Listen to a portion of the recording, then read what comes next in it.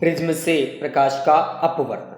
Prism से प्रकाश का वर्तन आज हम लोग इसके बारे में पढ़ेंगे। प्रिज्म के दो त्रिभुजाकार आधार तथा तीन आयताकार पार्श्व पृष्ठ होते हैं। दो त्रिभुजाकार आधार और तीन आयताकार पार्श्व पृष्ठ होते हैं। प्रिज्म कोण, प्रिज्म दो पार्श्व पृष्ठों से बीच घिरे जो कोण होता है उसे हम प्रिज्म कोण कहते हैं। ये जो कोण बनेगा आपका कौन सा कोण कहलाएगा?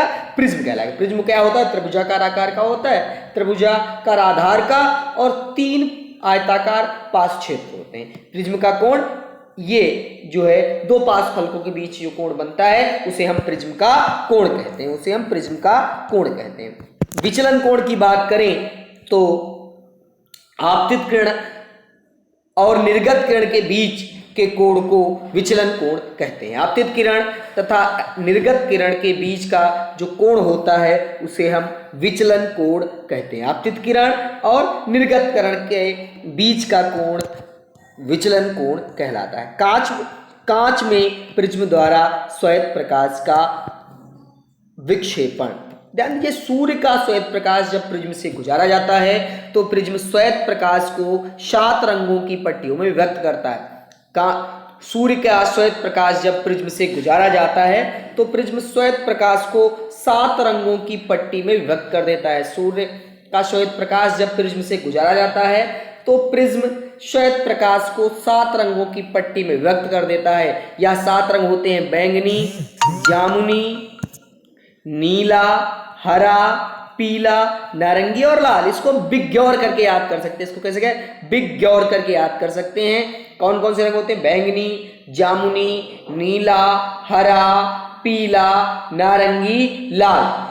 ठीक, इन अवयवी वर्णों को इस बैंड का स्पेक्ट्रम कहते हैं और प्रकाश के अवयवी वर्णों को विभाजन को विक्षेपण कहते हैं। जो ये वर्ण होते हैं, जो वर्ण का मतलब रंग, जो ये रंग 7 रंगों का प्रकाश विभक्त होता है 7 रंगों में, तो इस वर्णों को हम स्पेक्ट्रम कहते हैं, वर्णक्रम कहते हैं। क्या कहते हैं? स्पेक्ट्रम कहते हैं। और जो प्रकाश का वर्णों विभाजन है इसे विक्षेपण कहते हैं। प्रकाश के जो वर्णों का विक्षेपण है, जो विभाजन है, उसे हम क्या कहते हैं? विक्षेपण कहते हैं, उसे हम विक्षेपण कहते हैं। आपको पता, देखिए ध्यान दीजिएगा, ये श्वेत किरण एक आई और फिर यहाँ से जब प्रिज्म से परावर्तित होकर के इस प्रकार निकली और फिर ये 7 रंगों में विभक्त हो गई। किसमें? 7 रंगों में। देखो ये 7 रंग हो जाते हैं। ठीक है, ये किसमें कितने रंग हो गए? 7 रंग हो गए और उन 7 रंगों में ये विभक्त हो गए। अब बात करते हैं इंद्रधनुष की, रेनबो की। इंद्रधनुष क्या होता है? देखिए, इंद्रधनुष में भी आपको 7 रंग दिखाई पड़ते हैं। इंद्रधनुष क्या होता है?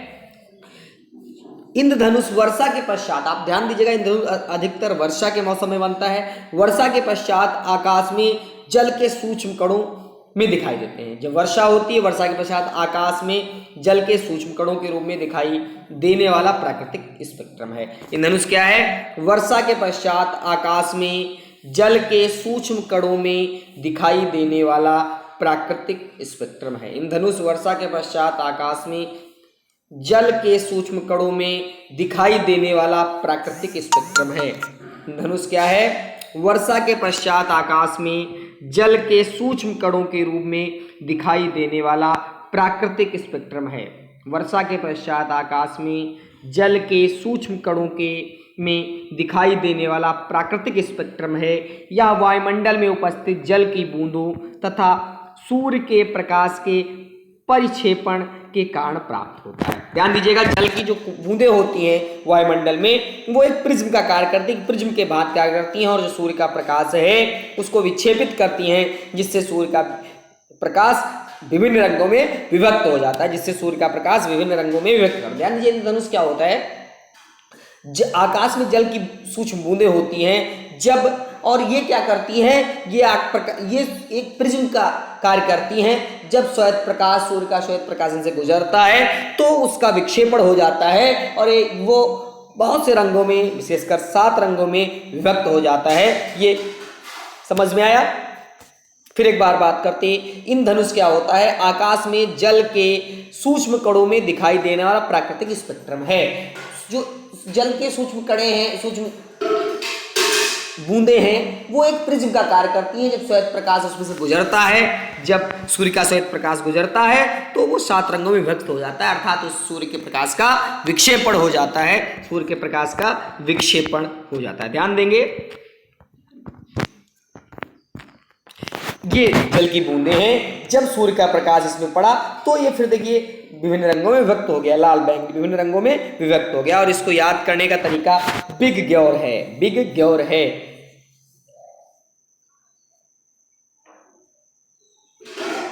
Violet, indigo, blue, green, yellow, orange और रेड, ये इसका तरीका है VIBGYOR. Violet, indigo, blue, green, yellow, orange और रेड।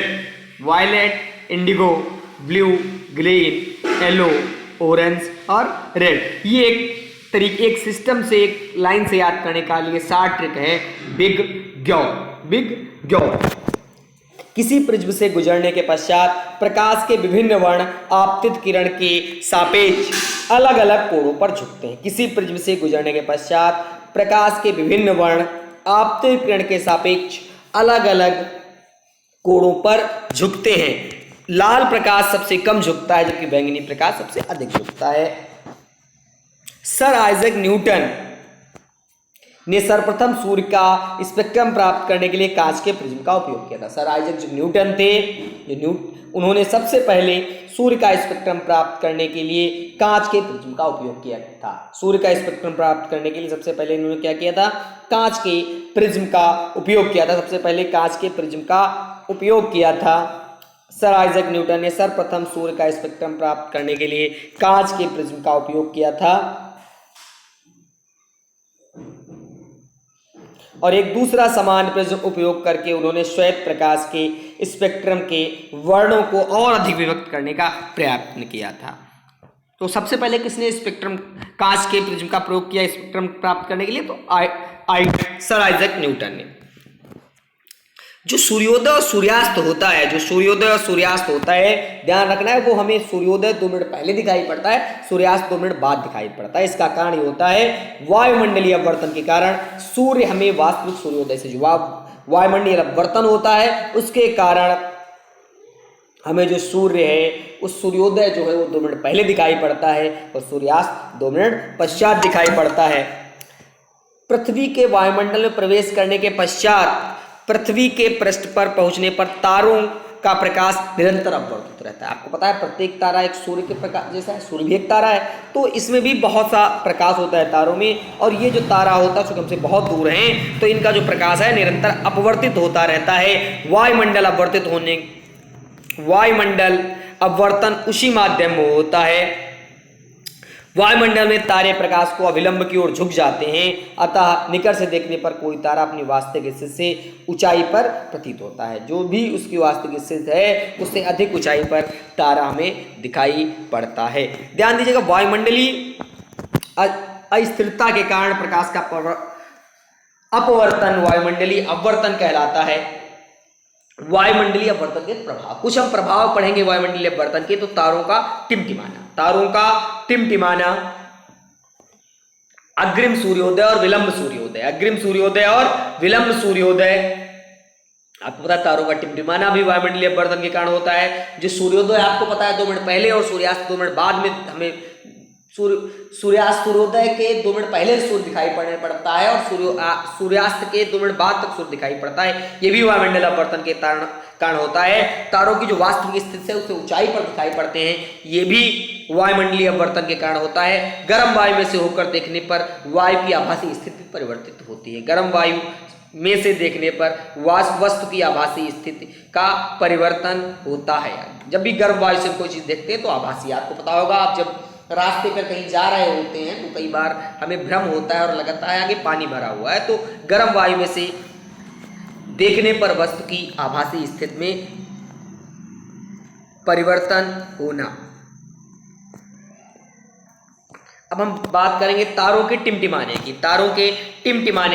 तारे क्यों टिमटिमाते हैं? तो दूर स्थित तारा हमें प्रकाश के बिंदु स्रोत के समान प्रतीत होता है। जो दूर स्थित तारा है वो हमें प्रकाश के बिंदु स्रोत के समान प्रतीत होता है। चूंकि तारों में आने वाली चूंकि तारों में आने वाली प्रकाश किरणों का पथ थोड़ा थोड़ा परिवर्तित होता है, अतः तारे की आभासी स्थिति विचलित होती रहती है। दूर स्थित तारा हमें प्रकाश के बिंदु स्रोत के समान प्रतीत होता है। चूंकि तारों से आने वाली प्रकाश किरणों का पथ थोड़ा थोड़ा परिवर्तित रहता है, अतः तारे की आभासी स्थिति विचलित होती रहती है और आंखों में प्रवेश करने वाले तारे के प्रकाश की मात्रा झिलमिलाती रहती है, जिसके कारण कोई तारा कभी चमकीला प्रतीत होता है तो कभी धुंधला प्रतीत होता है, जो कि टिमटिमाहट का प्रभाव है। क्या होता है, जो तारे हैं, आने वाला जो प्रकाश किरण है वो पथ पर परिवर्तित थोड़ा थोड़ा परिवर्तित होता रहता है, अतः तारे की आभासी स्थिति विचलित होती रहती है और कभी आंखों में प्रवेश तारों का प्रकाश अधिक मात्रा में आता है तो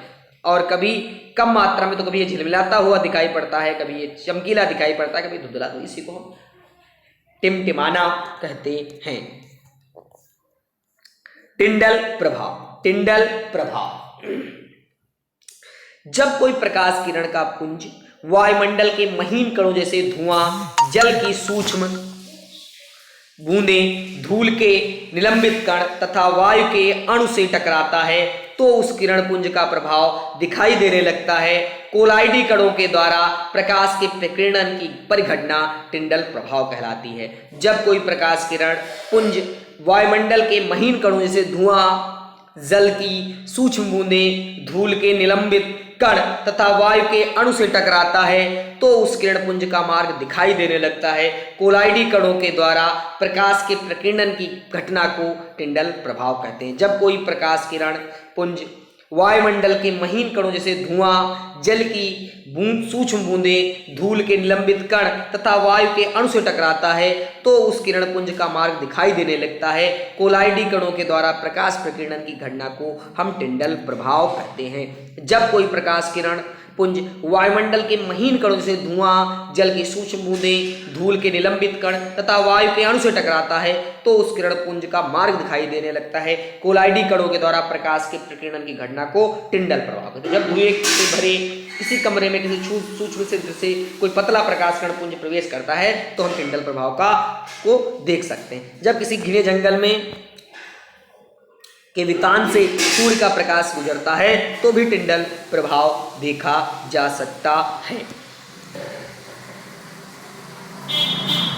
कुछ क्वेश्चंस पर बात करते हैं। खतरे का सिग्नल लाल होता है। आप सबने देखा होगा जो खतरे का सिग्नल होता है वो लाल होता है। खतरे का सिग्नल क्या होता है? लाल होता है। तो क्यों होता है? देखिए, लाल जो रंग होता है उसका प्रकीर्णन सबसे कम होता है या दूर से दिखाई देता है। आपको पता होगा कि ट्रेन में लाल लाइट्स या लाल झंडी का प्रयोग करते हैं, चौराहों पर जो लाइट्स लगी होती है खतरे के लिए लाल रंग का प्रयोग करते हैं। तो खतरे का सिग्नल लाल इसलिए होता है कि आप दूर से उसको देख सकते हैं, उसका प्रकीर्णन सबसे कम होता है, उसका प्रकीर्णन सबसे कम होता है।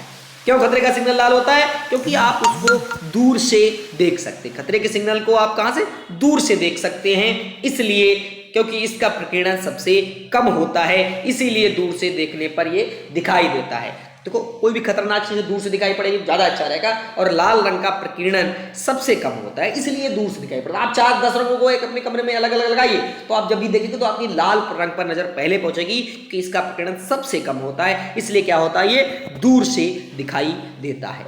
स्वच्छ आकाश का रंग नीला होता है। आकाश का रंग नीला होता है। देखिए, वायु के अणु तथा अन्य सूक्ष्म कणों का आकार प्रकाश की तरंग दैर्घ्य के प्रकाश की अपेक्षा छोटा होता है। वायुमंडल के में वायु तथा अन्य सूक्ष्म कणों का आकार दृश्य प्रकाश की तरंग दैर्घ्य के प्रकाश की अपेक्षा छोटा होता है। ये कण कम तरंग दैर्घ्य वाले प्रकाश को प्रकीर्णन करने पर अधिक प्रभावित होते हैं। आपको पता है सूक्ष्म कणों का आकार दृश्य प्रकाश की तरंग दैर्घ्य पे छोटा होता है, तो जो कम तरंग दैर्घ्य के प्रकाश हैं उनका प्रकीर्णन करने के लिए अधिक प्रभावी होते हैं। लाल जो वर्ण होता है प्रकाश की तरंग दैर्घ्य नीले की अपेक्षा 1.8 गुना होती है। अतः जब सूर्य का प्रकाश वायुमंडल से गुजरता है तो सूक्ष्म कण लाल रंग की अपेक्षा नीले रंग को अधिक प्रबलता प्रकीर्ण करते हैं, और इसी प्रकीर्णन के कारण हमें आकाश नीला दिखाई देता है। ध्यान दीजिए, ऊंचाई पर उड़ते हुए यात्रियों को आकाश नीला क्यों दिखाई पड़ता है? आकाश नीला क्यों दिखाई पड़ता है? ऊंचाई पर कोई उड़ रहा है तो उसे आकाश नीला क्यों दिखाई पड़ेगा, इसके बारे में बात करते हैं। देखिए क्या होता है, क्योंकि या कह लीजिए चंद्रमा से आकाश जो है पृथ्वी ऊंचाई से अगर कोई उड़ता है तो यात्रियों को आकाश तक, जब हम वायुमंडल, क्योंकि वायुमंडल पे क्या होता है, प्रकाश का प्रकीर्णन होता है, वायुमंडल पर क्या होता है, प्रकाश का प्रकीर्णन होता है। जब वो वायुमंडल से ऊपर जाएंगे तो प्रकाश का प्रकीर्णन नहीं होगा और आकाश हमें काला दिखाई पड़ेगा, काला दिखाई पड़ेगा।